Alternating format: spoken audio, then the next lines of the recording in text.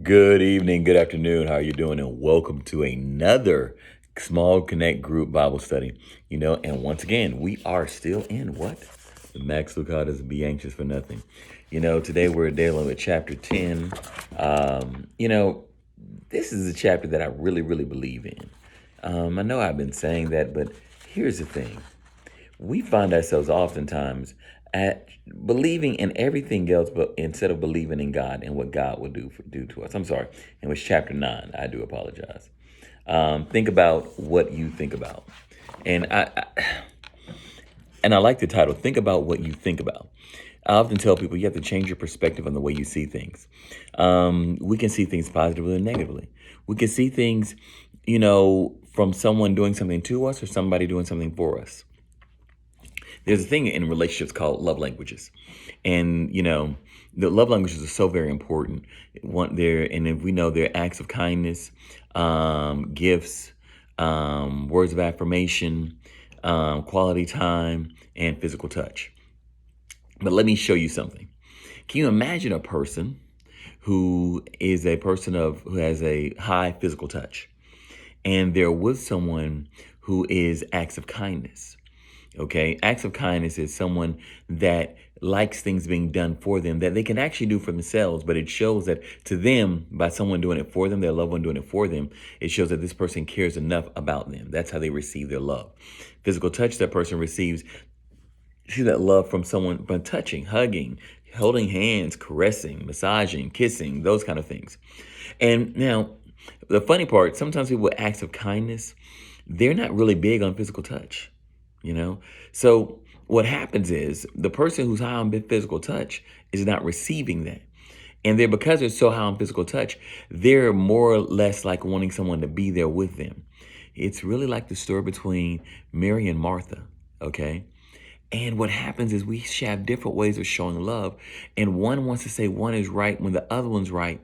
And one wants to say the other one's wrong when the other one's wrong. And everybody's right and everybody's wrong. Why?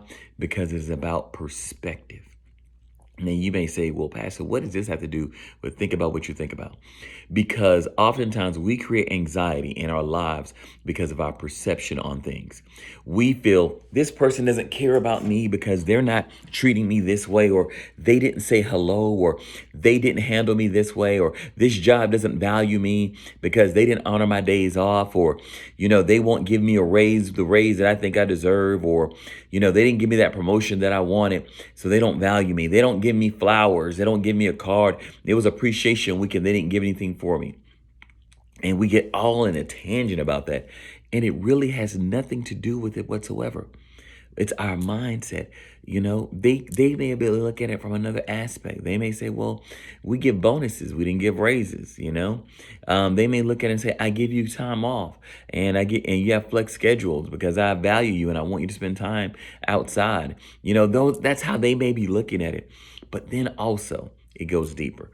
We do the same thing if within life. We get a bad medical report and we want to, oh, the world is coming to an end. Asthma, I can die from asthma. COVID was another thing. Everybody, oh, COVID, everybody gonna die. It's a disease. It's gonna kill the whole world, and we can't go nowhere. And shelter in place, 6 feet back, 6 feet back. All these things. And one thing about me, I wasn't that guy that was, oh, gloom and doom. And some people thought I was really kind of pious about it, and I played it short, even though I caught COVID. It was a thing that happened of, this isn't the end, because God is greater than this. Okay. And even I began to look at the numbers. People say, well, don't 60% or this many people. It's like, I think it said 30,000 people died. 100,000, we've reached 100,000 people have died. 100,000 people have died out of 10 million. Wow. 100,000 out of 10 million.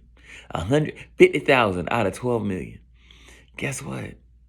I value every life, but it wasn't enough for me to stress over. My mother, when she had cancer, well, she had cancer, but she had kidney disease, and she had to go on dialysis. And she's like, baby, I'm gonna die, You know, I'm gonna die when they do that. Old folks will say, if you had cancer, don't have surgery. When they cut you open, it's gonna spread and you're gonna die. And my logic was always this. Either God's gonna get the glory in healing you, or you're gonna be with God in glory. It's a win-win. People say, well, that's just so dark. No, it's not. It's a different way of looking at it. Oftentimes in our life, we look at things negatively, you know? We look at things of, my husband, he's out working all the time. Instead of saying, my husband, he's out working and providing all the time. My spouse, she just don't have time for me. My spouse is being supportive for the family.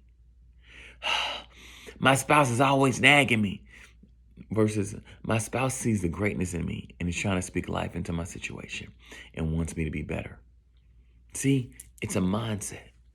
Pastor's always trying to tell me how I'm living wrong. No, pastor's always trying to help you live righteous and get right and get everything God has for you.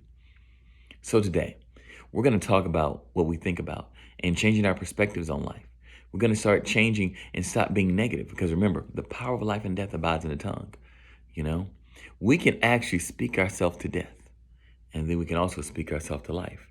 Every millionaire, you will find out they spoke life and victory into their life. They saw it, they envisioned it, and they walked in it. You ought to try it. I'm not talking about name it and claim it. But hey, you got to start somewhere, don't you? So we're going to start here with changing our mindset. This is your boy, Pastor Jean. Love you. Be blessed. Let's get into this lesson and discuss.